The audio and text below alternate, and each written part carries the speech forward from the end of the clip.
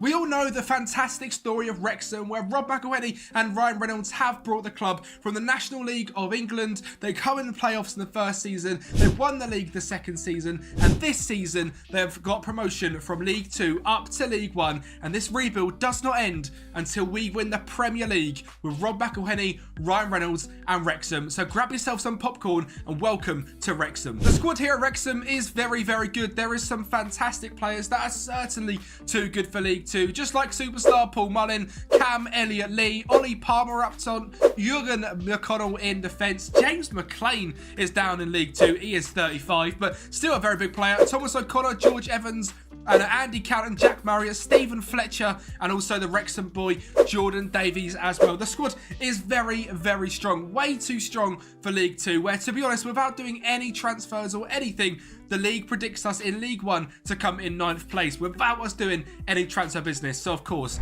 we're going to go and make some decent transfer business and bring in some players into this Wrexham side. I am very, very excited. Wrexham was what started my YouTube journey, doing a Let's Play on them in FM23, and now here we are, nearly on 10,000 subscribers and pushing for a Wrexham rebuild. If you can, make sure to like the video and subscribe down below. The road to 10k by the end of May. That is an outrageous goal, but it's the goal I'm setting, so make sure you subscribe down below, because around 70% of you are not subscribed. We have a bit of money in the bank, but I'm sure that's going to continuously go up as we climb through the leagues. Let's get into what signings we make for season 1. So we have sold a few big players in Anthony Ford, Jake Bickerstaff, Jacob Mendy and Stephen Fletcher have all left the club, amounting to £180,000 in transfers out. And Josh Brookin is actually our first outgoing on loan, and he's also our first signing, signed from Chelsea, a 21-year-old centre-back who has got decent potential, extremely consistent, very quick, and goes on loan to Doncaster. I'm excited to bring him in. He looks very good. I'm going to keep with the free agent signings as well, and one released from Arsenal is Omar Rekic,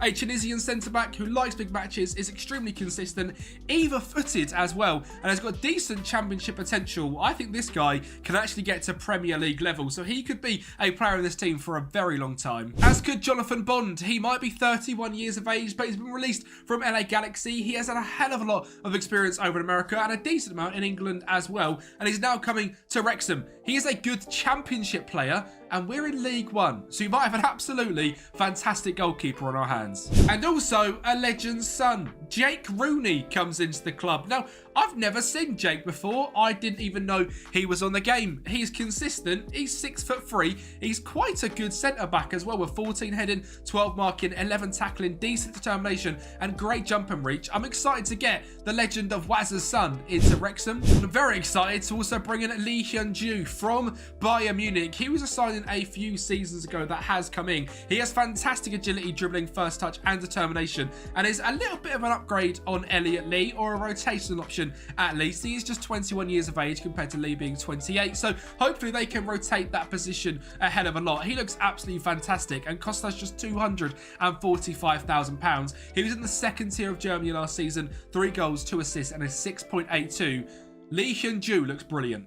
As does our final signing of the day and of this season is Miles Lieburn. Now this guy again looks fantastic. 6'5", consistent, 13 pace, 13 acceleration and 14 finishing.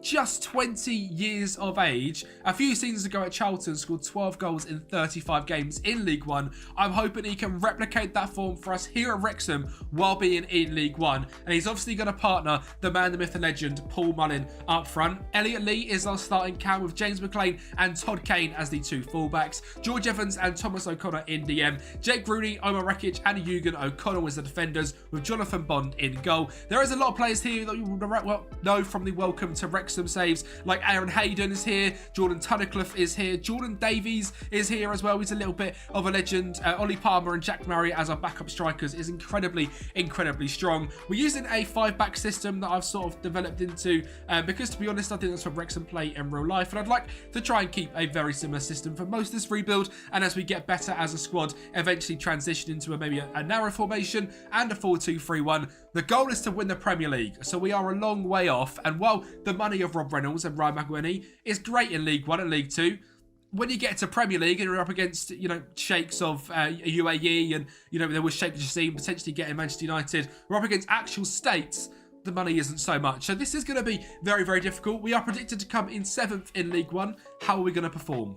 And the season got off to a fantastic start, beating relegated Millwall 2-1. Stevenage and Lincoln fell to the sword later on before 3 losses in a row against Reading, Crewe and Peterborough. We carried on September, beating Stockport and Mansfield while losing to Rotherham before going on a fantastic unbeaten run, beating Port Vale, Exeter, Northampton, Shrewsbury, drawing to Blackpool and Wigan, also drawing to Leyton Orient, beating Barnsley, drawing to Bristol Rovers, losing to Bolton and beating Burton. A fantastic October and November, but of course, we had a fantastic December as well. Drawing to Cambridge, beating Sheffield Wednesday, beating Wickham, beating Burton, drawing to Mansfield, beating Port Vale and beating Northampton. Just 5 losses in the first half of the season. We could not have asked for a better start to our League One campaign. Well, could we keep it up for the whole entire season? We are going to beat Exeter, lose to Shrewsbury, beat Wigan, draw to Crewe, beat Peterborough, and then got a little bit of a dodgy spell. Drawing to Rotherham, losing to Stockport and Blackpool, and drawing to Leyton Orient. Not a win in 4 games for the first time this season. We are going to turn it around, beating Barnsley, Bristol Rovers, Stevenage, Millwall, Reading, drawing to Lincoln, losing Sheffield Wednesday, drawing to Cambridge, losing to Bolton, and beating Wickham. It meant we were into the playoffs for this season. And in the semi-finals, we were faced up against Sheffield Wednesday, and we're going to get off to a brilliant start with Paul Mullin, of course, getting the first goal, because when does Wrexham score and Paul Mullin doesn't? He's the absolute GOAT. Cannon on the ball down the right-hand side is going to get another ball into the box. No, he's not. He's going to fire one in himself. A bit of a solo demon there from Cannon. An absolute finish. And then we're going to keep going as well. A great ball over the top to Miles LeBurn. You can see all 6'5" of him in the match engine. He looks like an absolute demon and so quick as well. And there he is, pressing from the front. Bolton's going to find him in the box. He's going to grab his second. And we're going to beat Sheffield Wednesday 4-0 in the first leg. So it doesn't matter at all that we lost 2-0 in the second leg. 2 goals from Will Vokes because we're in to the final of the playoffs. And we faced up against Reading. Obviously a team in massive financial turmoil in real life. We didn't care at all, and neither did Miles LeBurn. A 1-0 victory. Wrexham, first time of asking, promoted from League One, won the National League, got up in 2nd place in League 2 most likely, and playoffs in League 1.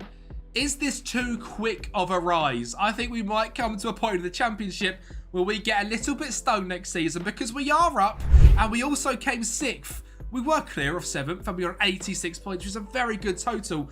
But I think we may have got promoted a season too early, and it could come back to bite us. Miles LeBurn got 20 goals this season in the league. Luke Bolton, 7 player of the matches. Jonathan Bond, 16 clean sheets. Bolton and Mullin, top of the assists as well, 16, and Mullin with 13 assists. And James McLean, 15 yellow cards, of course. He strikes me as that sort of guy. 8th in terms of most goals scored on 78. Fewest conceded, though. Brilliant defensively in 4th place. Just 48 goals conceded. And possession, 54%. So even though we come up to the league as a brand new club, we had a fantastic season. And our 2 strikers, Paul Mullin and Miles LeBurn, turned up. 28 goals and 57 for Paul Mullin. 23 goals and 51 for Miles LeBurn. And that's pretty much where all of our goals come from. Elliot Lee and Jack Marriott shared 8, Handy Cannon with 6, and from there, a whole bunch of players getting 4 goals. Bolton with 17 assists was our main outlet down that right-hand side. Fantastic on the ball. But now, as mentioned, we're going up to the Championship, and we've got £2.3 million and £80,000 in wage budget. Now, that sounds great, but when you compare £13 million in the bank to the likes of Leicester in the Championship, we might get a little bit stung. I mean, even if we check out our sort of spending in terms of wages, in terms of League One, if we check salary per annum, we're in 4th. We're behind Sheffield Wednesday, Rotherham and Millwall on 7 million, which, to be fair, is higher than I expected. But I imagine 7 million in the Championship is basically nothing. So this is going to be a very difficult transition into the Championship. The good thing about Wrexham is they have a very good reputation. The club info screen, we have 2.5 rep, 3.5-star training facilities, the brand new stadium as well, 2.5-star in youth facilities. The youth recruitment is a little bit rubbish. So it's going to be difficult to get wonder kids through the academy throughout the rebuild, but we'll see if we can do it. Let's get into the signings for Season 2. No major outgoings for this season as we look to keep the squad together for the Championship. So it's time to bring some players in to help us. And Michael Ndewemi is number 1, signed from Newcastle. A very decent backup striker. 2 Paul Mullin, 2 Miles LeBurn, just 21 years of age. And he's cost us £325,000. But in this save at Annan in the 2nd tier of Scotland, I believe, he scored 19 goals in 35 games. So he's a bit of a bagsman. And I'm hoping hoping he can do that here as well at Wrexham. Lino Swaza is our second signing and looking to bring a competition for Luke Bolton's 17 assists from right back to the left-hand side. He's extremely consistent, great crossing, dribbling, first touch determination and pace. Looks very, very good. Did cost us £1 million from Aston Villa, which is a little bit expensive, but at 20 years of age, I think it's a great investment for the future. So we had to make some free signings to make the squad even better. Kyle Joseph is number one, a 23-year-old Scottish striker released from Blackpool, is here as another backup forward.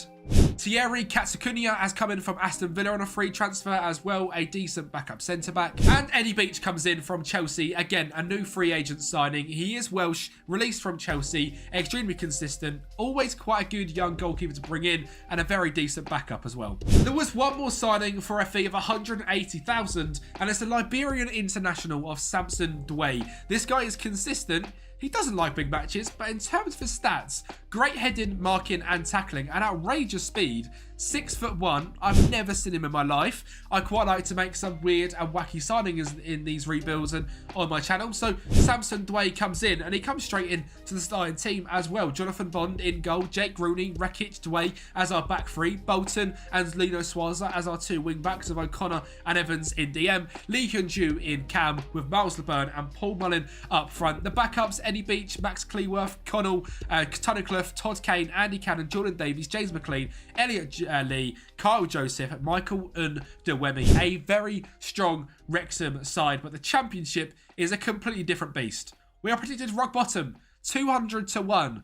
As mentioned, this is going to be extremely, extremely difficult, so let's see what we can do. We started our campaign off with a win, which is always good as a newly promoted side. We then lost to Swansea, beat QPR, drew to Bristol City, lost to Cardiff and drew to Portsmouth. A fairly decent start in August, and 2 wins, a draw and a loss in September was also pretty decent. 2 wins and 2 losses in October. 2 wins, 2 draws and a loss in November, before 3 wins, 2 draws and 2 losses in December meant actually a very decent season. To start things off, we were looking like a mid-table Championship side. But of course, things were going to come crashing down. That massive morale boost of getting promoted had hit us hard, and we were now starting to drop off. We lost to Blackburn, Forest and Coventry in January while beating Hull. We did beat Cardiff and Portsmouth, but then drew to West Brom, lost to Derby and Sheffield United, beat Sunderland, lost 2 in a row, drew 2 in a row, lost again, beat QPR, lost to Birmingham, beat Ipswich, lost 6-3 to relegated Wolves, and then beat Rotherham 1-0 on the final day of the season, when we actually ended up finishing in a very respectable mid-table 12th place, 64 points, a 4 goal difference, which is positive, which absolutely blows my mind, and 15 points off the playoffs while being 18 points away from relegation. So you know what, a very decent first season in the Championship, and as mentioned, we were predicted to come down in 24th place. If we check out our salary compared to the other teams in the league, we're down here in 22nd on 10 million per year. So I think we're doing a very good job, because 12th place is around double our salary. A fantastic season. Actually, in perspective, a brilliant season. And Miles LeBurn, 23 goals. Paul Mullin at 31 years of age, 16 goals for Wrexham in the Championship.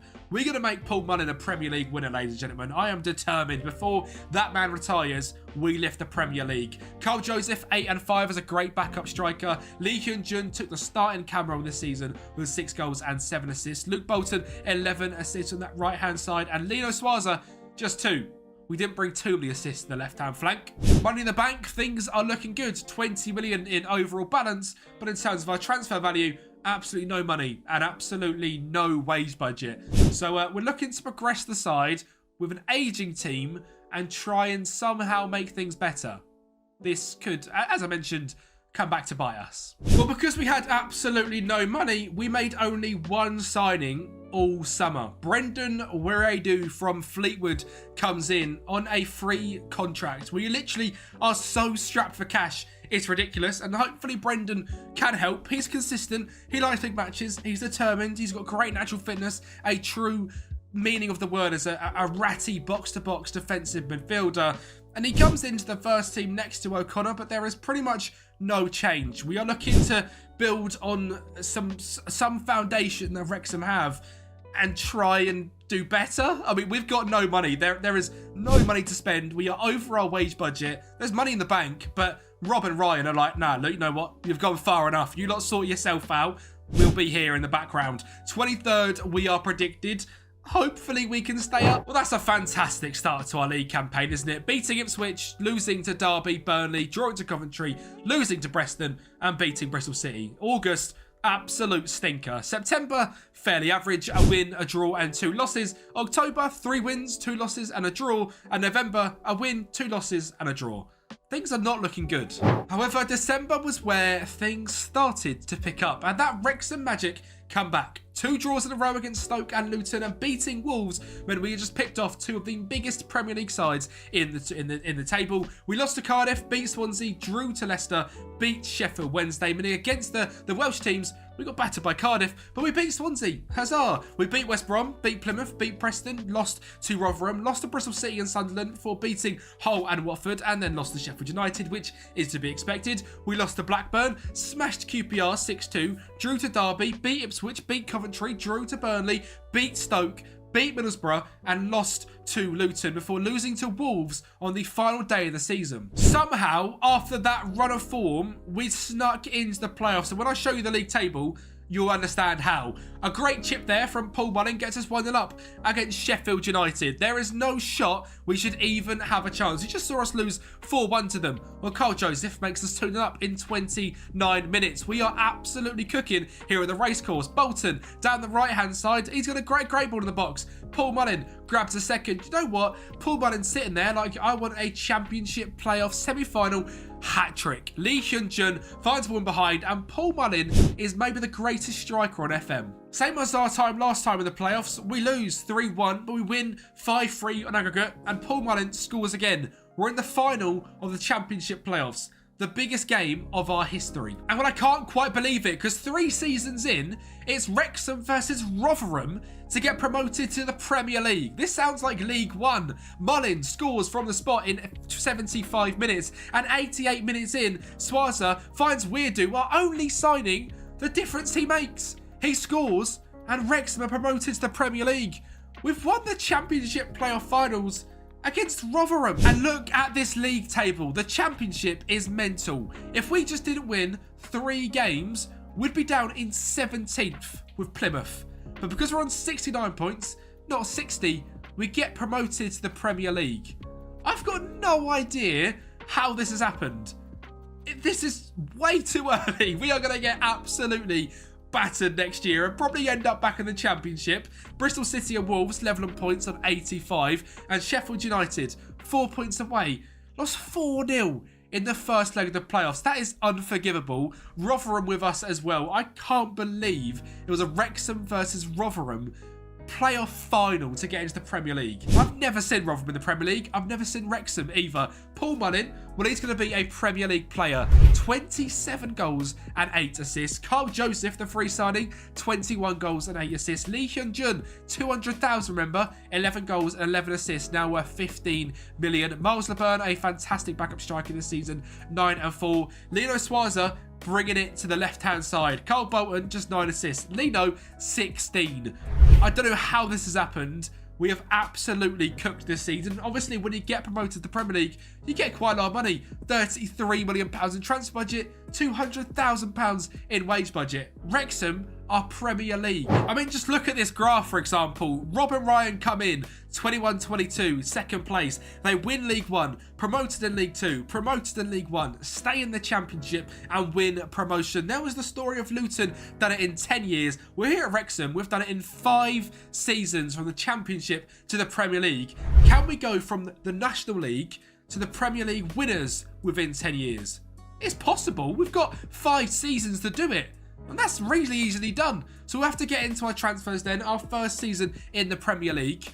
And we spent just £14 million and £6 million on it on Ibane Bowat, who was a fantastic Scottish centre-back signed from Fulham. 6 caps for Scotland, 16 determination, 17 jump and reach, 16 strength, great marking, tackling and heading. Ibane looks like a fantastic signing. Just £7 million. I've never seen him look this good I'm excited. Ephraim Yeboah is our next signing. He was Bristol City's backup striker in the Championship last season, and he's coming in to do a very similar job for us, but he adds a pace dynamic that we don't have at the club. Gabriel Slonina comes in as our starting goalkeeper. He loves big matches, is consistent, is an American international with 3 caps, and has 18 determination. Signed from Chelsea for £2.9 million, an absolute bargain. Vesti Ebiosele comes in from Brighton for £2 million. He was an absolute dangerous wonder kid for Derby back in the day. He moved to Udinese, moved to Brighton in this save, and he is so good.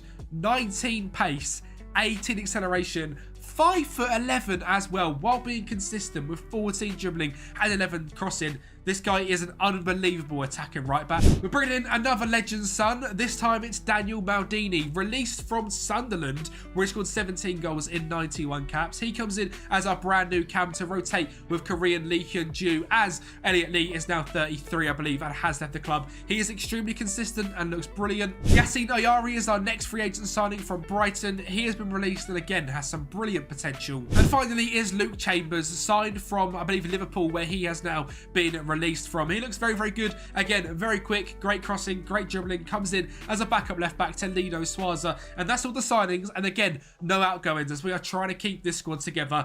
Keep him with this back 5, a little bit more defensive. Slaninia in goal. Rekic, Douay, Ibane Bowa as our back 3. Ebiasele and Lido Suarez as our 2 fullbacks. O'Connor and Weirdo as our 2 DMs. Lee Hyun-ju up front. And Carl Joseph and Paul Mullin also leading the line. This team, I don't know if we're going to be able to even beat the record of the worst points tally ever, but the Wrexham story lives on. 1,000 to 1. Leicester were 5,000 to 1 when they won the Premier League. Could we do a Leicester? Well, I'll tell you what, based on August, it's possible. We lost 1-0 to Brentford away from home, beat Palace, drew to Forest, and smashed Norwich. But that was just August. We lost to Brighton, Arsenal, Manchester United, Manchester City and Newcastle. Beat Bristol City 4-0. Lost to Liverpool, drew to Southampton, Wolves and West Ham. Lost to Chelsea. Beat Leeds, drew to Spurs, lost to Brighton. Drew, lost. Yeah, the form has gone. And it carries on in February as well. Draw, loss, draw. Finally ending our winless run against Wolves. A 5-4 victory. From the 21st of December to the 2nd of April, we didn't win a single game in the Premier League. I think we're going down. We lost to West Ham, we drew to Chelsea, we beat Leeds, we lost 7-0 to Spurs, but the final last 2 games of the season, we beat Bournemouth 4-0 and drew 1-0 with Aston Villa. And somehow, by 1 point, we are staying in the Premier League. Bristol City on 31, Brentford 32, Southampton 32, Wrexham 33 points.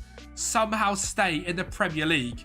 And I've just seen a whole bunch of green and yellow on my screen, where Norwich is 7th and Josh Sargent and Romelu Lukaku are sharing the top goal scorers, both at Norwich. What a universe. What a weird universe. We're going to ignore that as ever just... Is he also retiring? He's retiring after bagging 24 goals in the Premier League. Fair play. Big Rom. I respect it. Norwich have had an absolute season. That's our goal, to be like Norwich. Wrexham staying in the Premier League. I've got no idea how we have done this. We are 33 points, negative 28 on goal difference. We probably conceded the most goals in the league. We had an absolute awful run of form. But when you check out our salary per annum, it all makes sense. 8 million than anyone else. And then you go to 18th place and we're on 72. We're on 29. 29. We have got no money. This money of Rob Reynolds, Rob McElhenney and Ryan Reynolds is gone. We haven't got a lot of it. They have given us £62 million to spend this season though, and £100,000 in wage budget. So there's a chance we could get some money in, and there's a chance we could do some bits, but we are so far off the pack. Anything other than relegation is an absolute astonishment for this Wrexham side. Paul Mullin is an absolute bagsman. even in the Premier League. 12 goals and 3 assists at 33 years of age. He is an absolute demon. 39 starts as well. The best ability is availability, and Paul Mullin is showing that. Dan Maldini, 7 goals. Ebane Bowat, with that jumping reach and heading, 7 goals as well. Single-handedly kept us in this league. Carl Joseph, 7 goals. Thomas O'Connor, 5 goals and 8 assists. Also at Wrexham from the very start, still in this side as a Premier League CDM. And you'll notice as well, I've not mentioned the FA Cup and Carabao Cup once. We have got to the Carabao Cup quarterfinals this season before losing to Spurs, and FA Cup getting knocked out in the third round by Burnley. Every other season has been the first couple of rounds, and I thought we don't want to waste too much time going over stuff that in the Championship we're never going to win. From here on out, you will hear about the FA Cup and the Carabao Cup, but so far it's not been great. Season 5, £65 million. Can we build? Yes, we can. Sounding like Bob the Builder, Matheus Arezzo joins the club for £750,000 from Granada. He loves big matches, he's extremely consistent, is actually a Premier League standard striker, and he used to be one of the best wonder kids on Football Manager. Hopefully, he can be that for us here at Wrexham as well. Brian Ortega, another fantastic wonder kid, comes in from Cargayas over at Venezuela. He's extremely consistent, a decent Championship player, and he's going to be one of our best, to be honest. He's very quick, great balance, more of a playmaking centre midfielder, something we don't actually have at the club. Our first region signing is a Paraguayan centre-back, a Paraguayan international centre-back at 19 years of age, even-footed, consistent, signed from Guarani over in Paraguay, cost us £950,000.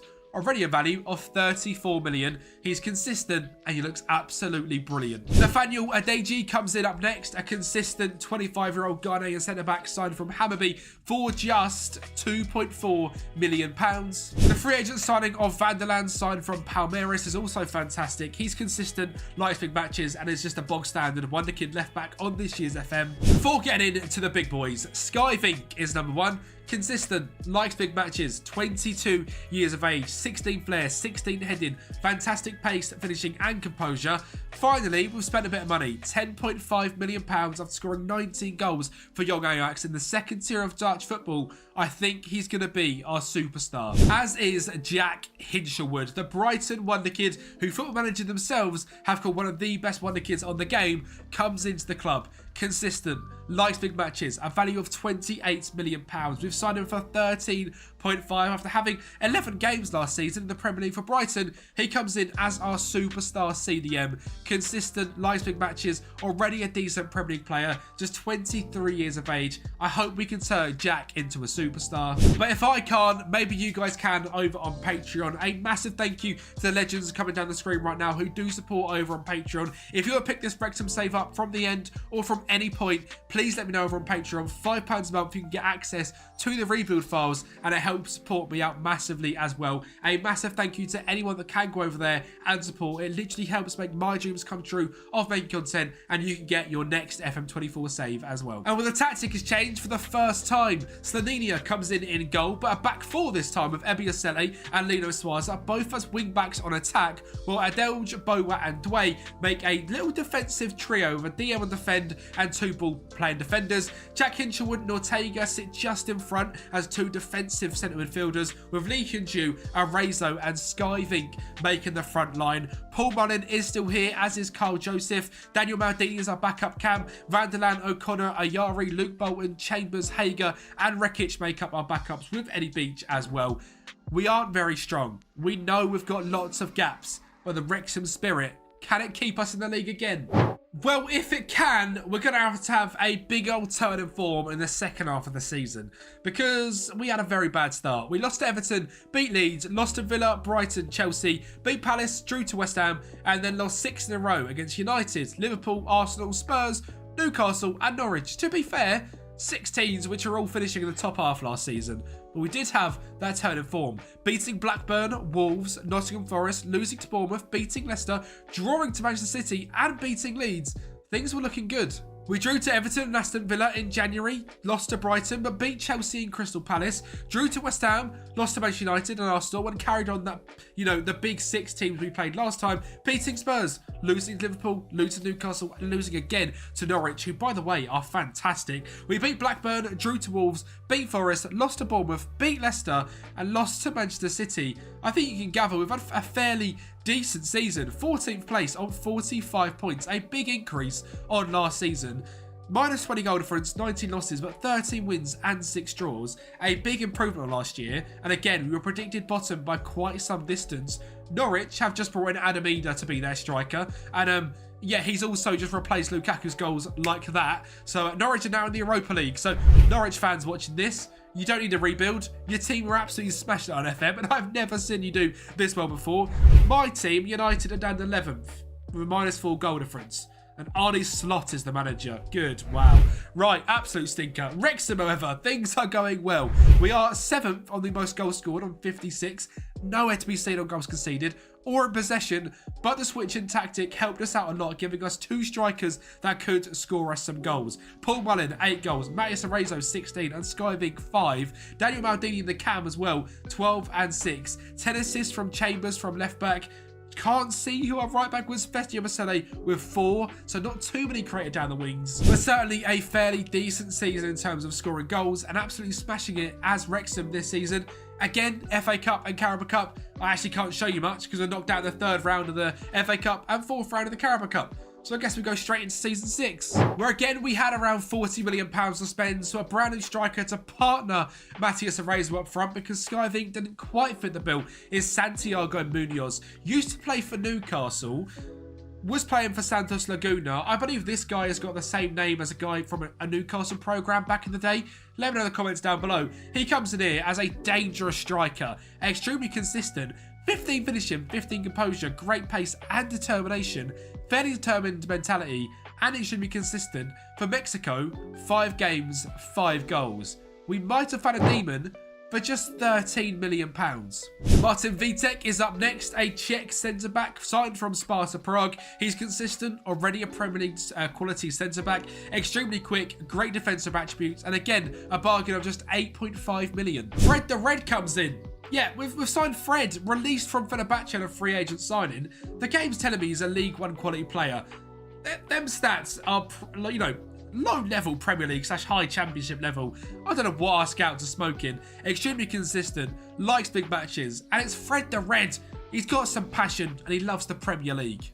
And finally, because Eddie Beach has left the club, we have brought in Arthur Okonkwo to be a backup centre-back. He was here in the 23-24 season, I believe, on loan. He went to Exeter, played a whole bunch of games, and he comes back to Wrexham as a backup Premier League goalkeeper, which I think is a massive dub for Arthur Okonkwo, and it makes our team look very, very good. Slaninia in goal, MBSLA, Vitek, Bowat, Chambers, Hinchelwood, Manu Kone. Why have we not seen him yet? I signed Manu Kone somewhere for £21 million last season, well, this summer window.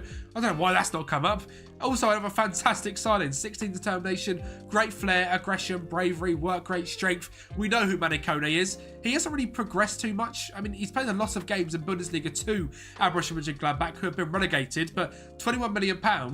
He's apparently a championship level player. Again, I don't believe that. 28 years of age, finally in the Premier League. Manu Kone comes in. Ortega, Dan Maldini, Arezzo and Munoz.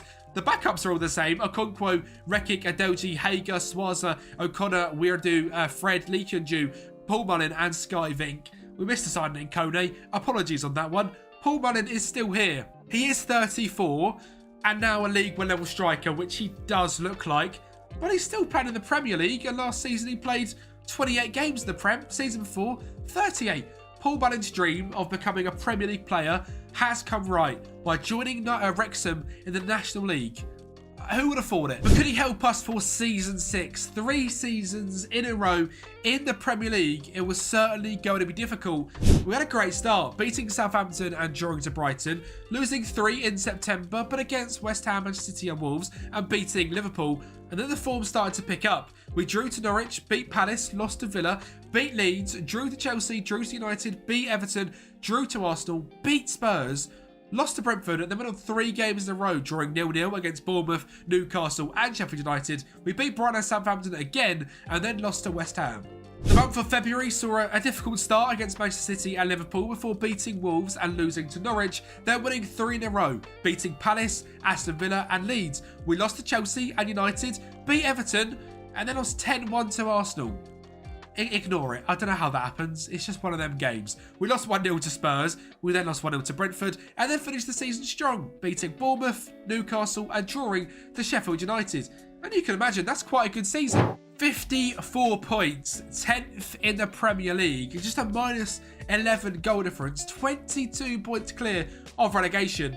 And only 27 away from the Premier League title. So while it looks like a lot, we're almost closer to the Premier League title than we are relegation.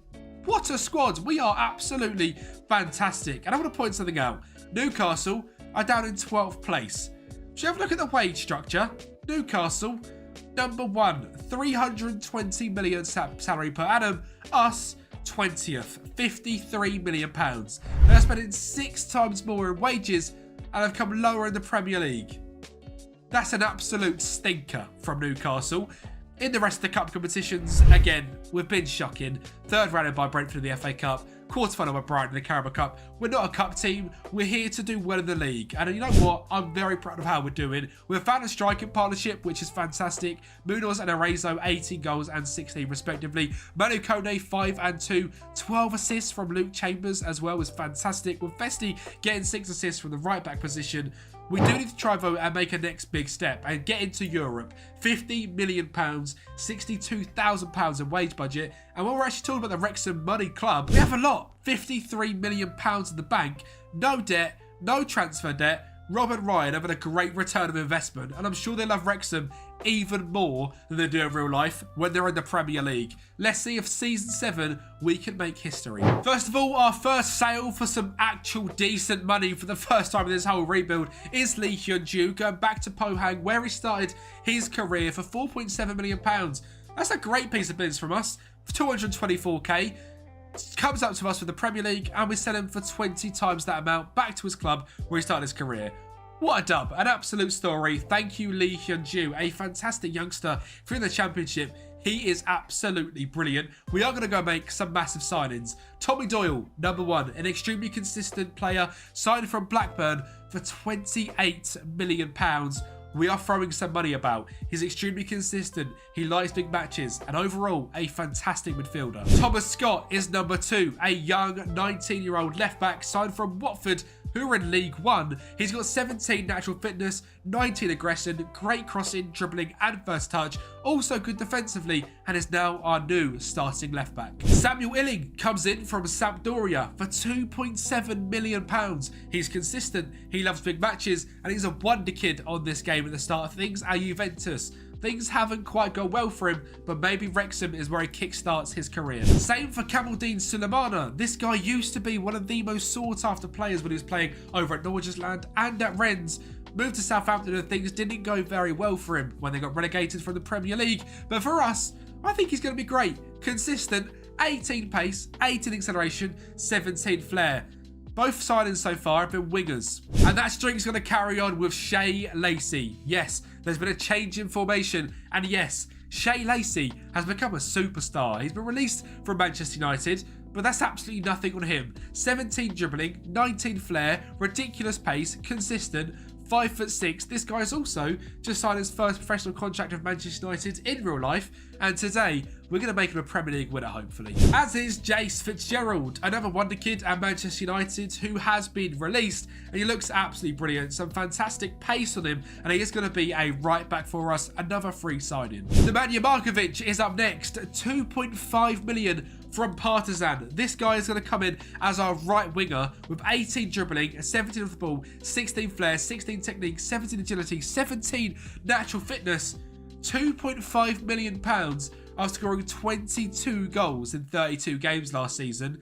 This is an absolute bargain. And our final signing is again a wonder kid I've never heard of. Noah Makembo Ntamo from Standard over in Belgium. I believe he starts as a 16-year-old. He loves big matches and look how good he has progressed. 16 acceleration, anticipation, decisions, leadership, off the ball and vision.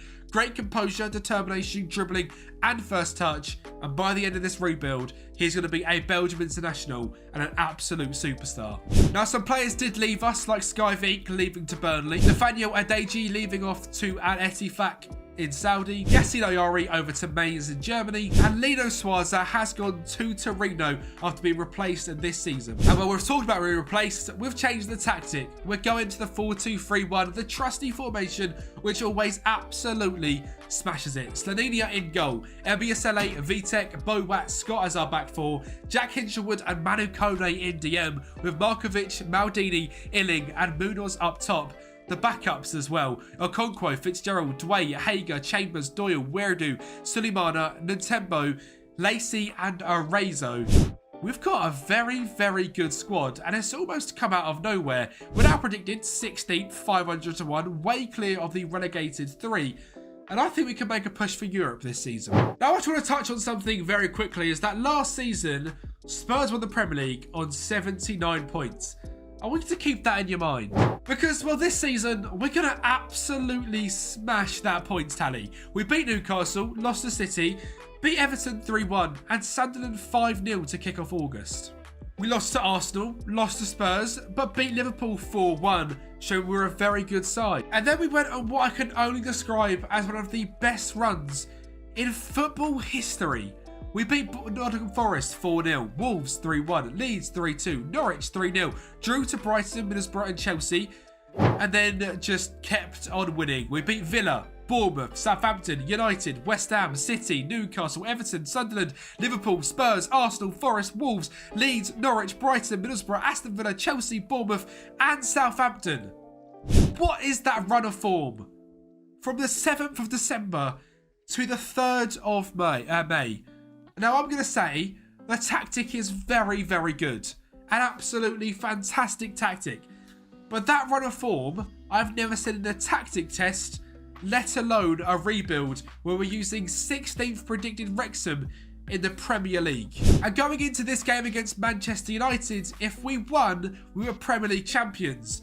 So of course we bottled it and we lost 3-2, and it came down to the final day of the season. And that game was up against West Ham. Brown found Rowe and Ladislav Krejci found Rowe to try and break our hearts. Spurs were up against Brighton in this game and were massive, massive favourites. Maldini and Festi Ebiasele linked up down the right-hand side before Festi showed that 19 pace and found Shea Lacey in the box to make it 1-0 in 11 minutes. And in 23 minutes, Festi Ebiasele is going to show what a player he is again. Lacey and Chambers linking up on the left-hand side.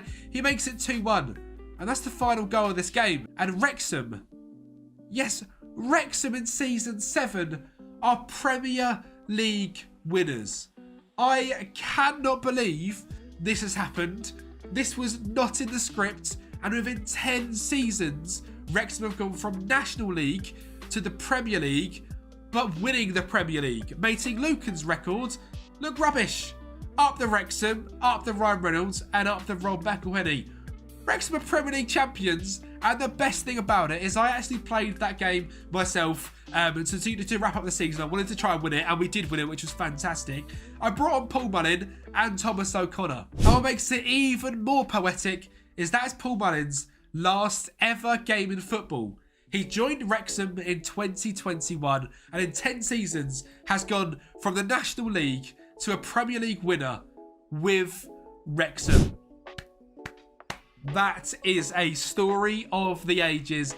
It might not happen in real life, let's be honest, but that Wrexham story in real life is fantastic. And we've had a great story here on YouTube as well, using Wrexham on Football Manager. I hope you have enjoyed. We've made some fantastic signings along the way, and this season, my mind was blown. Shea Lacey, 19 goals, 13 assists. Noah Makembo and Temo, 17 and 7. Tommy Doyle, 13 and 6. Santiago Munoz, 12 and 6. Samuel Illing, 8 and 8. Festi Ebiasele, 6 and 14. A 7.51 average rating. And Noah Makembo and Temo, a 7.47.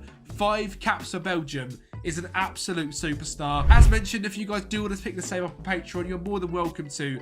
This save was so fun, and I love Wrexham. I started my YouTube journey here. I actually put a lot of how I grown to love YouTube due to that series where we took Wrexham on FM24 at the very start of the game, I believe, into the Premier League, and then got sacked. Today, that's not what's happened. We've completed my mission of making Wrexham Premier League champions just 18 months later on a completely different game. Make sure you like the video, subscribe to the channel, and I'll speak to you next time.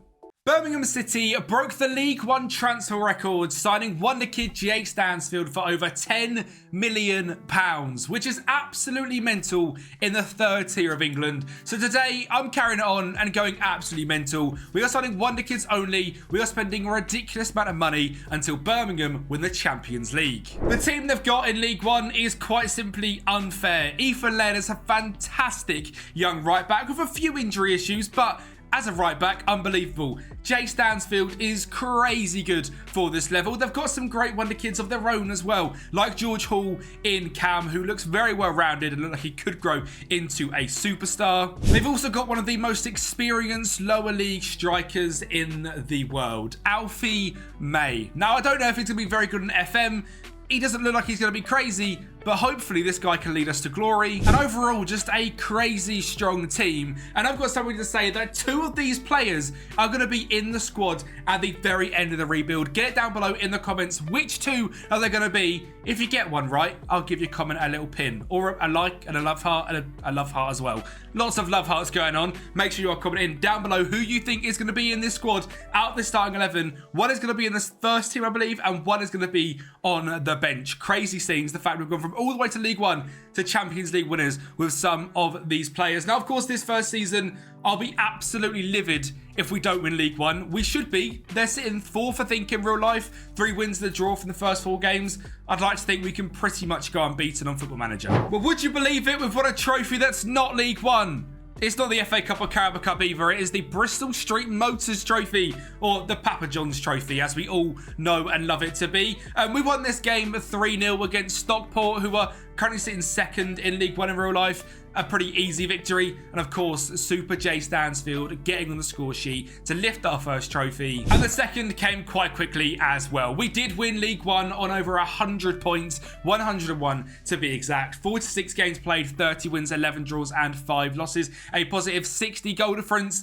I'm not going to sit here and say I'm surprised. This team is an absolute joke. To be fair to Reading and Bolton, they've done quite well. Both on 96 points. The 3 best team in the league got promoted. Jay Stansfield bagged 22 goals in just the league alone. Lee Buchanan and Ethan Laird, we are utilising our wing backs very much. They both got a 7.23 average ratings. Ethan Laird is an absolute baller. This guy really could be at the very top of football. As a United fan, I watched him come through the academy. Only issue he's got is his injury issues. He is quick, he is good defensively, he can cross the ball, and it shows here on FM. 13 assists. He is a leading championship player, and we've just won League One. So Ethan Laird, absolute crazy scenes. And Lee Buchanan, who's a tiny bit older, only 24 years of age actually, is also consistent. A good championship left back, got 14 assists and also the same average rating. So our 2 wing backs, both absolutely fantastic. Iwata and Clara as centre back, both absolutely solid, with Christian Bielik in CDM. I mean, this guy, I remember when Arsenal brought him and it was a mental thing. Ends up in the Championship, now at Birmingham, a very good centre defence midfielder, a great season for him as well. When it comes to Jay Stansfield, he's just absolutely ridiculous. 28 goals and 6 assists. But there is a slight issue which sadly happened. Jay Stansfield plays up front, which means Alfie May didn't get a single game. He played 11 off the bench. I wish that wasn't the case, but Alfie May is not going to be carrying on this journey with us. We've got very good wingers of our own already, to be honest.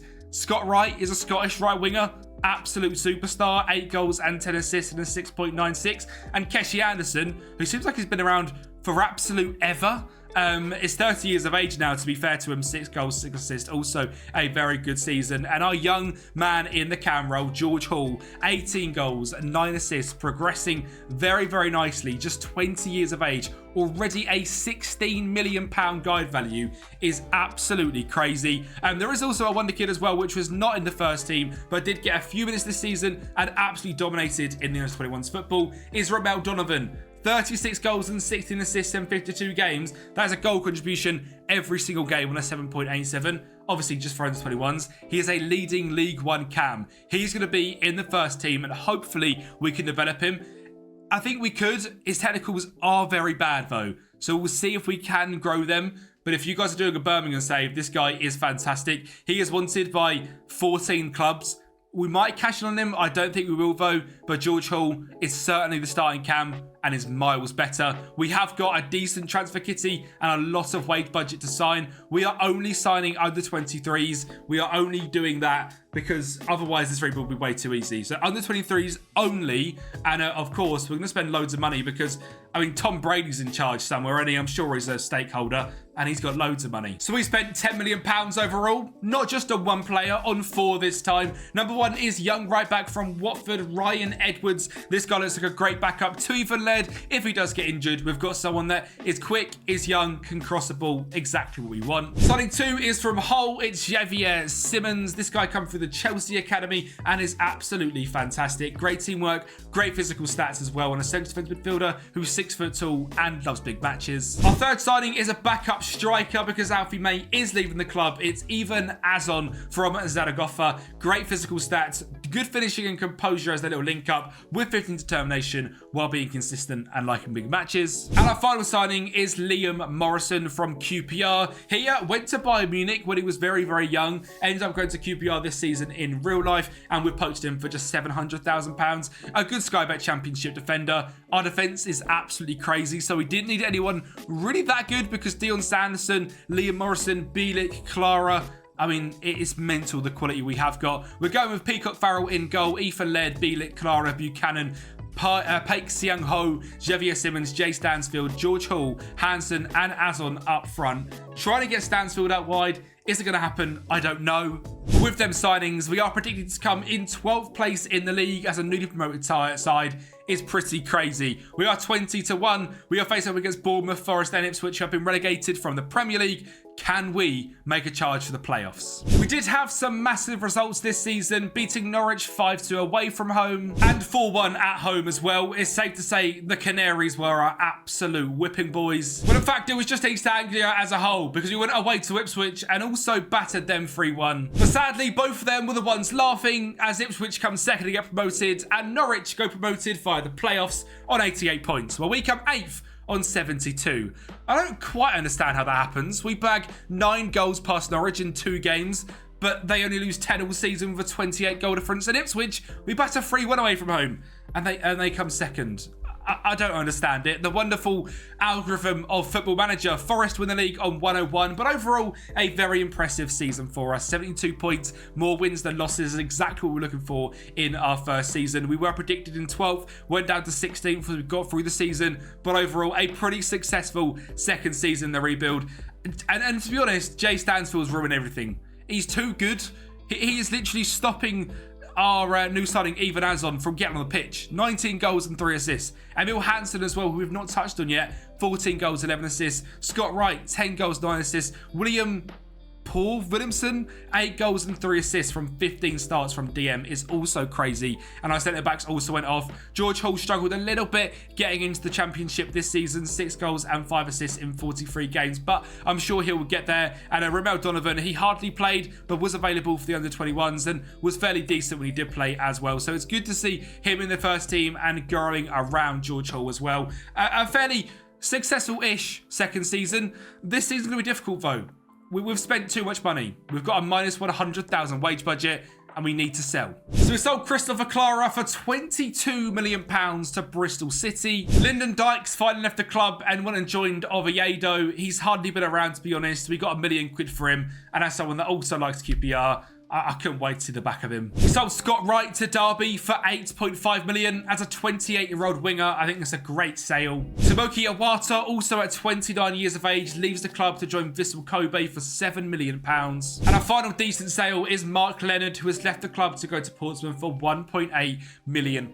We have now got a whole bunch of money to really improve this squad. So first up is Say Childs, coming in from Southampton for £10 million. He has a value of 33 million. He's been on loan at Sheffield Wednesday and West Brom in the past 2 seasons, and he is an absolute wonder kid. This guy is superb, great on the ball, good at winning the ball back, can also fit into centre back, is consistent, and is just 22 years of age with 31 caps for the Northern Irish nation. Marcel Ratnick is signing number 2. He comes in from Napoli after a great loan spell at Reading for just 5.5 million. Yusuf Chamiti is up next, 4.5 million from Everton at just 22 years of age is fantastic. We went and signed another Scottish winger, but this time younger, faster and better. It's Liam Smith, signed from Swansea for £8.5 million. And our final piece of business was to bring Cade Gordon in on loan from Liverpool. Just needed a bit more rotation in the wings. And that leaves our team looking stronger and stronger. Peacock, Farrell, Ethan Laird, Bielik, Ratnick and Buchanan, with Paik Sang-hyo, Shea Charles, Hansen, George Hall, Liam Smith and Stansfield leading the way.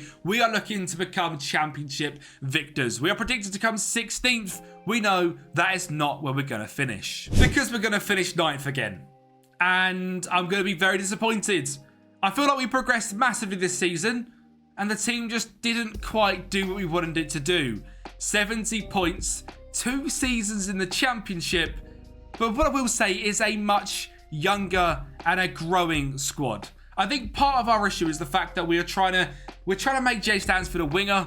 In the match engine, he's just playing up front, and we then sort of lose a bit of quality on the wing because we're not admitting that Jay Stansfield is our striker. I didn't really want that to be the case. I wanted him to come in as our right winger, but the match engine keeps putting him there, and when it does that, it means we're losing a bit of quality elsewhere. So it is what it is.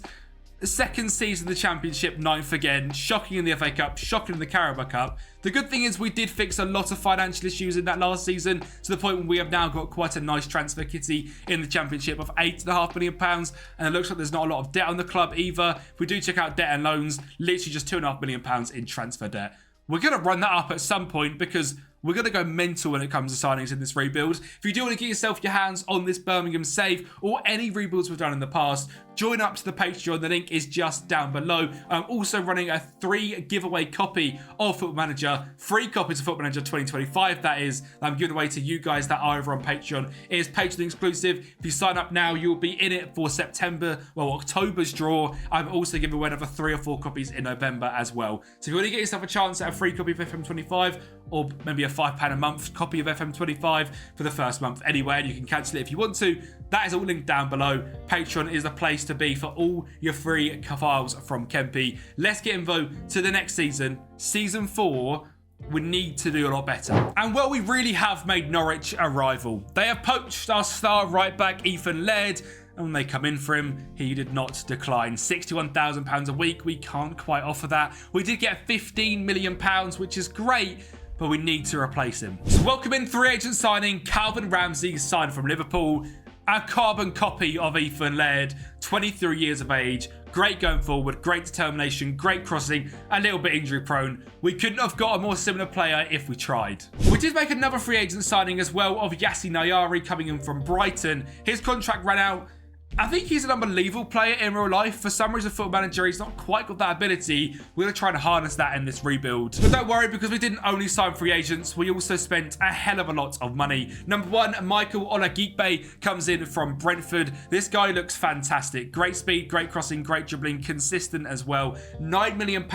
He's been out on loan in the Championship where he did bits for Sheffield United 2 years ago. I'm hoping this season he can bring back that form. We also loaned in Mario Kozia-Dubry from Brighton to be a rotational winger. And then we signed Barjan Gruda.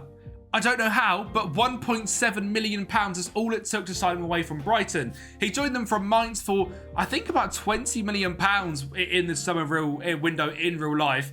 He's pretty decent on FM as well. I've seen him grow to being an absolute superstar. And the theory is just not yet, but for £1.7 million, I'm certainly willing to take the risk. And we've given him a German mate as well, because Jonas Erbig comes in from 1FC Cologne, one of the best wonder-kid goalkeepers on the game. We need to bring in a goalkeeper this season, because after this season and possibly next, all the wonder kids are going to be regens, so I needed to bring in a superstar, and Jonas Erbig really is one of the best young goalkeepers on the game. And our final signing is Renato Vega, coming in from Chelsea for just £3.5 million. He never played a game for the Blues, so he's coming to the better Blues, Birmingham, where he's going to be a superstar. The team looks quite different this season. Jonas Erbig, Ramsey, Bielik, Ratnick and Buchanan, with Vega, Charles, Olagikpe, George Hall, Liam Smith and Jay Stansfield. Backups wise, Romelu Donovan is still here. He's not growing quite as well I hoped, and as mentioned, his technicals really aren't very good, and they're not growing very much as well compared to George Hall, who is getting a lot of game time and is progressing into a fantastic central attacking midfielder. The rest of the team, though, is brilliant. The backups are decent. We have got a lot of players in the squad now that are good enough to be on the edge of Premier League quality. Still predicted 14th. Let's just not finish 9th. We sort of have to get promoted this year. It's quite a strong championship with Fulham, Brentford, Southampton, Wolves, Burnley, Sheffield United, all still here in the championship. But let's break into that top 6. Well, first up, we're going to Wembley and not in the playoffs. This is the FA Cup semi-final against Manchester City. And that was about as glorious as it got for us because Renato Vega scored in 12 minutes to make it 1-0.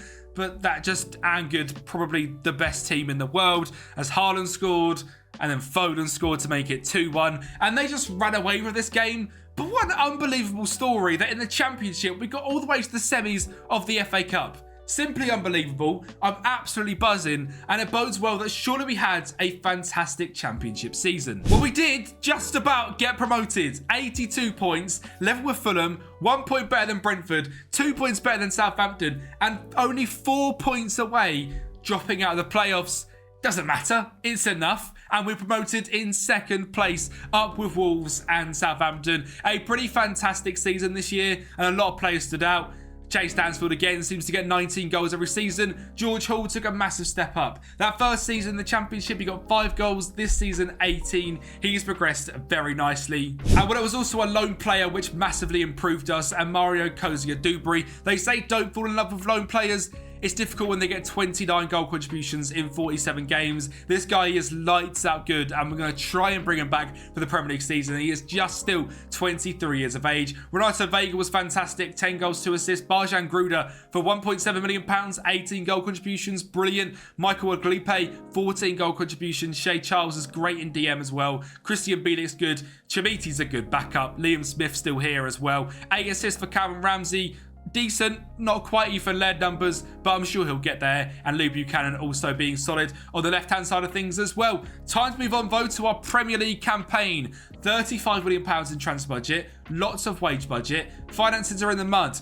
That Premier League money is going to help that because we need it too. So let's go mental. First off, clearing out some deadwood. Emil Hansen, £5 million off to Getafe. Paik Seung-hyo going to Levante for £4 million. And finally, William Paul Williamson going for £1 million to Granada. And we then made just 3 signings for our Premier League campaign. Number 1 is young backup centre-back Oakley Honor coming in from Sunderland for £5 million. And well, there was another player from Sunderland that looked absolutely unbelievable and we broke the bank for. Kieran Ewing? He looks unbelievable. 18 determination, great aggression, great physicals, great work rate, great technique, £27 million value, £14.5 million is the total cost so far. He looks ridiculously good to the point where he could go to the very top of the game. And finally, we needed that superstar striker and moving Jay Stansfield out wide, and Nelson Viper is going to be the man to do that. He is one of the best one-nicked strikers you can get on Football Manager, and he's here for 15 million quid. Great determination, great physicals, great finishing, great consistency, loves big matches. Nelson Viper is going to be the man to lead this team to glory. We are sticking in our 4-2-3-1, and that's because we've got 2 great central defensive midfielders in Renato Vega and Ewig. We've got Erbig, Ramsey, Bielik, Ratnick and Buchanan at the back with Olegweekpe, George Hall, Liam Smith and Nelson Viper. Actually dropped Stanfield to the bench. Yeah, might not happen. He might go onto the right wing and Olegweekpe comes to the left wing. We'll see what happens in the match engine. But our team now is looking pretty strong and full of wonder kids. Well, we were predicted to come bottom of the league at 900 to 1 odds to win the Prem. But we caused upsets left, right and centre, kicking things off with a 2-0 victory over Manchester United. We took points off of a very strong Spurs side away from home, and even nearly grabbed all 3 points against Manchester City, where they were saved from a 91st minute winner from Jeremy Doku. But the good news is we're back to absolutely battering Norwich 4-2, a hat-trick from Nelson Viper, and all of them victories collated to a pretty decent first season in the Premier League. 11th place, just 1 place outside of getting a European spot somehow, with 46 points, 12 wins, 16 losses and 10 draws, and Nelson Viper being 3rd on the Premier League top goal scorers chart. Maybe one day he'll catch Haaland, even though he's just bagged 45 goals, and throughout this season campaign so far, he's been ridiculous, but that season in particular is an absolute joke. An 8.1... What on earth? That is robotic. And it seems like Rico Lewis is also having a pretty dangerous season, winning on the average ratings behind Haaland on a 7.37. And it's safe to say we are doing very well ourselves. We have now got a team which is competing in the Premier League at a mid-table level. We just now need to take it to the next level. We need to give Nelson Viper a bit of help. 3 goals from Liam Smith, not enough. We did have, obviously, the man, Jay Stansfield, but 2 goals in the Premier League and 5 assists is not enough. As predicted, he played a lot of right wing, just not quite good enough. George Hall, 5 and 6. I don't mind using him because he's Birmingham through the academy. I just hope it gets better. Michael Wallace-Big 9 goals contributions is great. Kieran Ewig, unbelievable. 6.77 as a 20-year-old in the Premier League is unreal. He is now wanted by Chelsea and Manchester United. Hopefully we can keep hold of him. It's going to be difficult. Renato Vega, great in the Prem. Lee Buchanan also staying here. Calvin Ramsey as well with 10 goal contributions from right back is crazy good for us. Financially wise, yeah, we spent a lot of money last summer. So this season is going to be difficult to spend quite as much money. The finances are taking a bit of a beating. The Premier League money didn't help us quite as much as I hoped it did. We have put a little bit of debt on the club. Hopefully we can get out of that, because we need to get to the point where we're challenging the likes of Haaland at Manchester City. And while selling our star players isn't going to help that. Kieran Ewig leaves the club after just 1 season for £23 million to Chelsea. He officially has the Wonder Kid tag to him. I knew he was good. I didn't realise he was going to be this good. But sadly, he's off to Chelsea, but we'll take the 23 million. In return, they did give us Esteval on loan from Palmeiras. He's not quite developed as much as I hoped he would, and I really want to see him do really well. He is currently only a 2-star player, but with his stats there, he's going to get a lot of game time. We then signed Elias Baum for £6 million as a backup fullback from Elfsborg, before signing a potential superstar centre-back in Graham Gebby. From Aberdeen, he's got 5 caps for Scotland at 19 years of age. He's got extreme consistency. He's 6'3". He's great in the air. He's got great physicals, great mentally as well, and hopefully can grow into a stud. We also signed Ishe Samuel Smith from Chelsea on a free agent contract as a backup left back. And our final signing is Gabriel Moscardo from PSG to really shore up that central defensive midfield spot. He's not had too much game time since going to PSG. He's got a cap for Brazil. He's 23 years of age. There's a long way to go in this guy's career, and hopefully it can be here at Birmingham. The team is now littered with wonder kids from back to front. Urbig, Ramsey, Gebby, Ratnick, Buchanan, Shea Charles and Renato Vega, Esteval, George Hall, Olagikbe and Nelson Viper. We really are at a point where we should be staying in the mid-table Premier League range. But actually we broke in to the top half of the Premier League table, and Nelson Viper came second in the top goal scorers list. But you'll notice next to our name, a cheeky little Europa League spot is coming to Birmingham. And that's because we have won the FA Cup while playing against Manchester United. George Hall getting an assist after wicking it in to Michael Olagikbe at the back post. United replied pretty much instantly with Alejandro Garnacho making it 1-1, but we were the team on top in this game. In the second half, we just had enough about us. Shea Charles found Calvin Ramsey for a great finish into the back of the net for 2-1, and a third was coming as well, as Renato Vega's high press slipped it across to Shea Charles, the DM partnership linking up. A 3-1 victory, and Birmingham are FA Cup winners yet again. I say yet again, that's actually the first time they've ever won the FA Cup. So massive dub, Birmingham.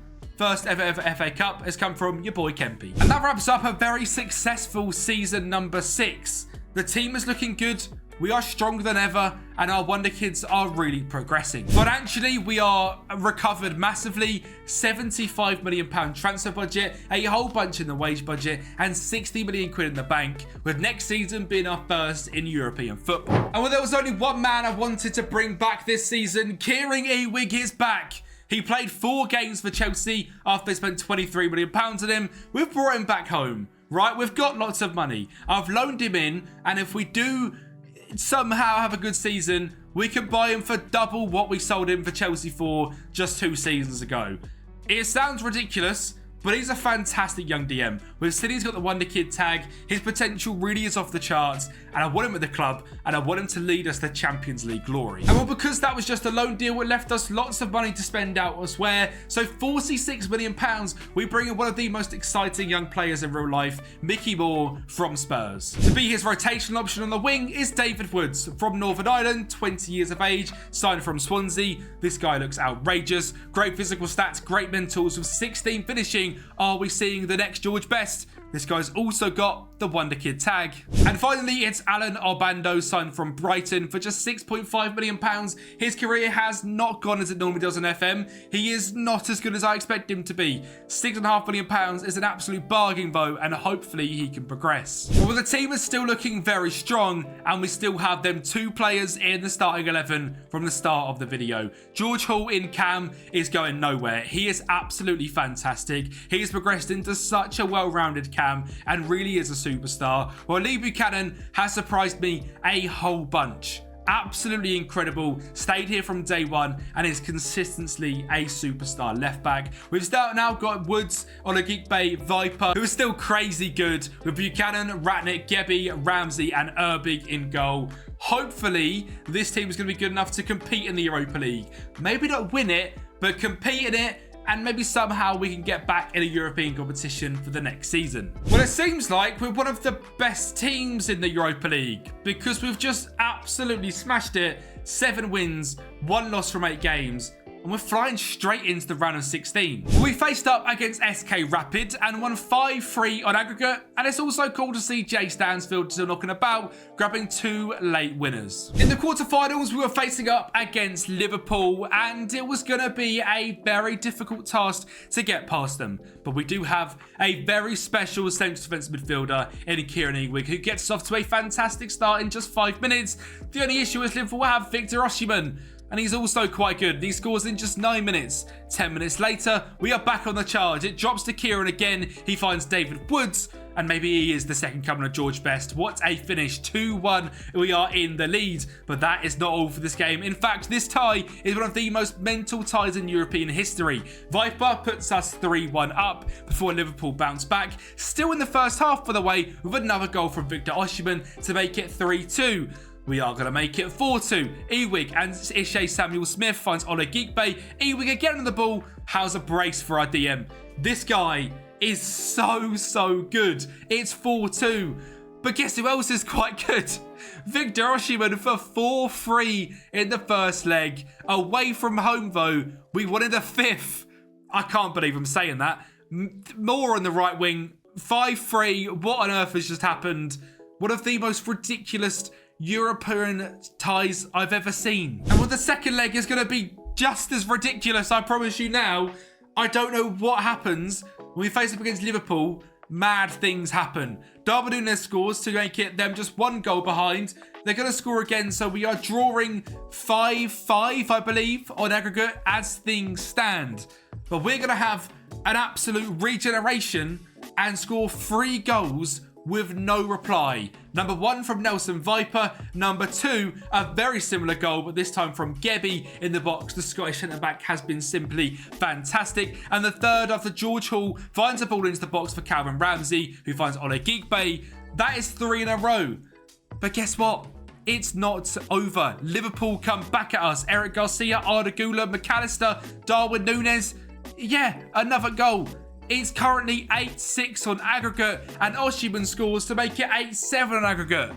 And that is where it finishes. We win 8-7 on aggregate against Liverpool, and somehow we're going to the semi-finals, where things were much more relaxed. We faced up against PSV. We won the third leg 3-0 with goals from Moscardo, Viper and David Woods. And the away leg we drew 1-1. So we go into the final and we're facing the team that come top of the league phase. So it's first and second going head to head. And well, I tell you what, we have built a special side.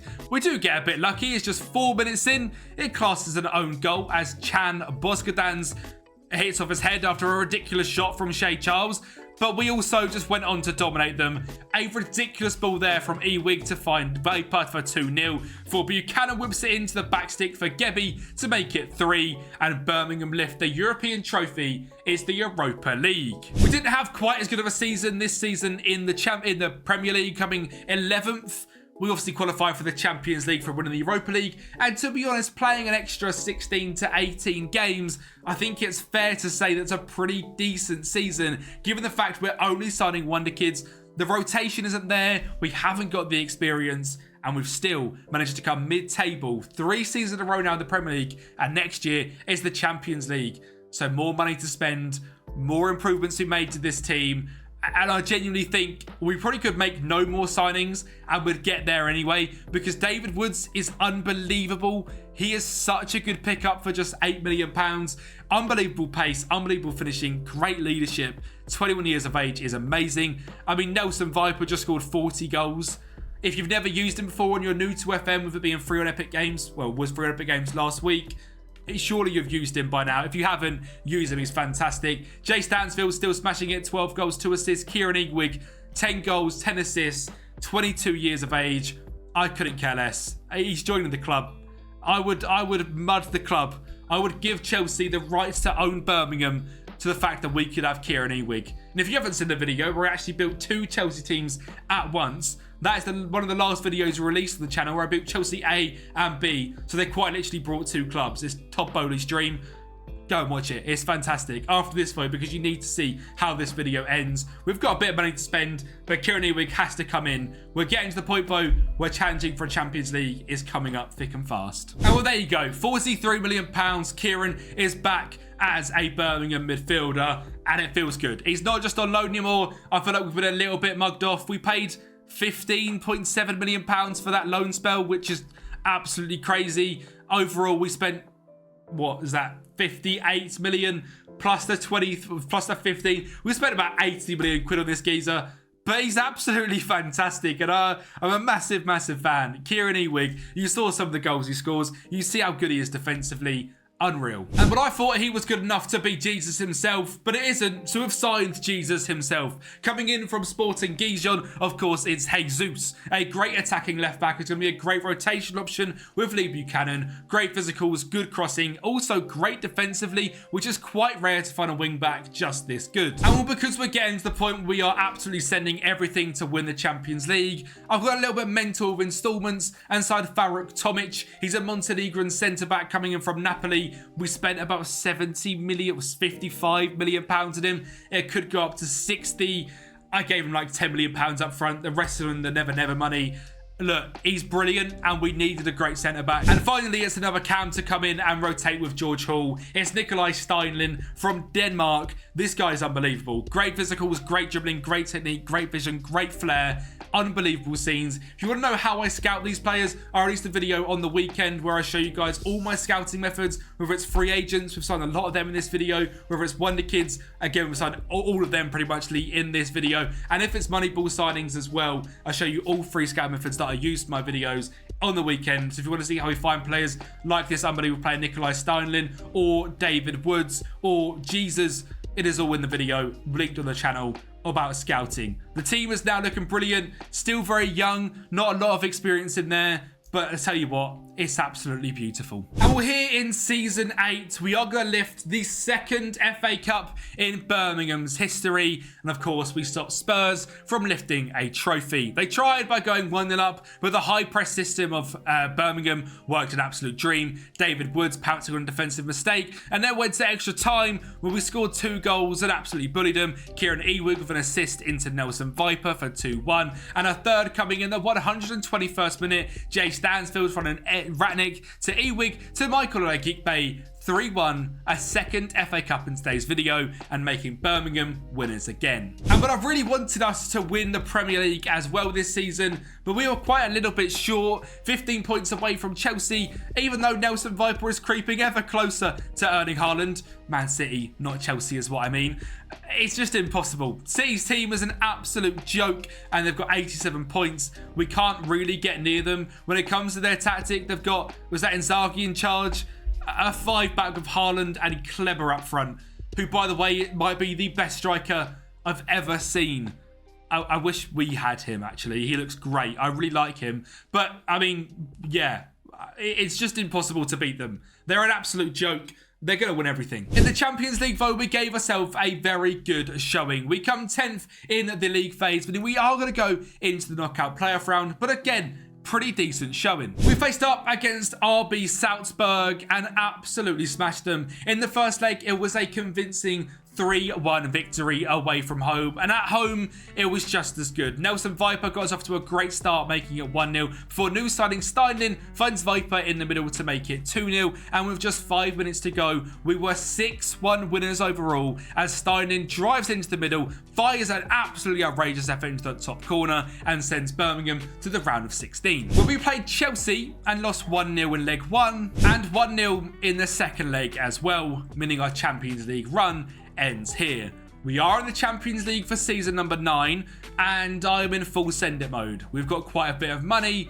Let's just break every transfer record possible. We're not going to go that crazy, actually, but we are going to bring in some unbelievable players. Christian Spazov joins from PSG for just £40 million. Angel Ruano comes in as a great young right back from Sevilla. Maximilian Kerr comes in as a great backup DM. Bobby O'Kane joins the backup goalkeeper from Spurs. And Isaac Blasco joins the backup striker from Athletic Bilbao. This season was really about just improving our rotation options because our first team is an absolute joke. Jonas Urbig in goal, Calvin Ramsey, Gebi, Tomic, Jesus, Ewig, Gabriel Moscardo, David Woods, Steinlen, Spazov and Nelson Viper. We've still got on a Geek Bay. George Hall is still here. Sadly, I think I was actually wrong and Buchanan has left the club. I thought he stayed to the very end. He left for £16 million to go and join Ipswich last season. So no surprise, it is George Hall that ends up being the man that's rotating in and out of the first team at the end of this rebuild. But unbelievable, because he is absolutely fantastic and he's played 332 games and he's been unreal. And the best way for him to finish off this season is to lift lots of trophies. And we're going to kick things off in the FA Cup final and we're going to see if we can get George Hall on the score sheet. We go 1-0 up and we go 2-0 up. Steining starts in cam and scores a fantastic finish there. And Birmingham actually then get a red card, but somehow that helped them as they then score to make the game 2-1 from a great finish from João Guilherme, but we are going to make it 3. Ewig, who just seems to just drive forward in that Volante rolls, just sets everything up, and David Woods scores a screamer into the top corner to make it 3-3. Before Everton and their 10 men grab 2 goals. Kempi finds Buckmere to find Sedibe to make it 3-2, and they score again to make it 3-3. Braithwaite nearly scores a screamer. It falls to Oscar Gluck. He beats everyone and puts it into the top corner and sends the game to extra time. I don't know how we've let this slip, but we're not going to do a Gerrard. We are eventually going to lift it anyway. We are going to score thanks to an own goal there from Buckmere, and we are going to grab another to make it 5-3 as Tomic finds Gabriel Moscardo to find that man George Hall to score another FA Cup final. We were very close to making it a domestic double as well, but Manchester United beat us 1-0 in the Carabao Cup. So we turn our attention to the Champions League, and it's a very similar season to last season. 10th place, 1 place behind Bayern Munich. It's exactly what happened last year. And the knockout playoff round, we're also going to attempt to get through, this time against AC Milan. Calvin Ramsey whips it in, and Spazov is there to make it 1-0 in the 33rd minute before we got a red card. But similar to Everton, it just lit a fire under us and we scored more goals. Gabriel Moscardo there makes it 2-1 before Bermudez cuts the ball back into the box for Simeone to make it, well, now 2-1. Before a third coming in as George Hall sets it back to Ruano, to George Hall, to Shea Charles, who is still here, to Ruano for a 3-1 victory over AC Milan. And in the second leg, it was a boring 0-0 draw. So we zoom on into the round of 16. Well, we faced that very same Everton side we beat in the FA Cup, and we beat them convincingly over 2 legs, with leg 1 being a 3-0 victory and leg 2 being 2-1 thanks to a Nelson Viper brace. In the quarterfinals, we were facing up against Inter Milan, and in the first leg we drew 1-0. Before the second leg, when Nelson Viper absolutely blew them away with 4 goals of his own in a Champions League quarter-final. He scored 16 goals this season just in the Champions League. He really is one of the best wonder kids you could buy on FM,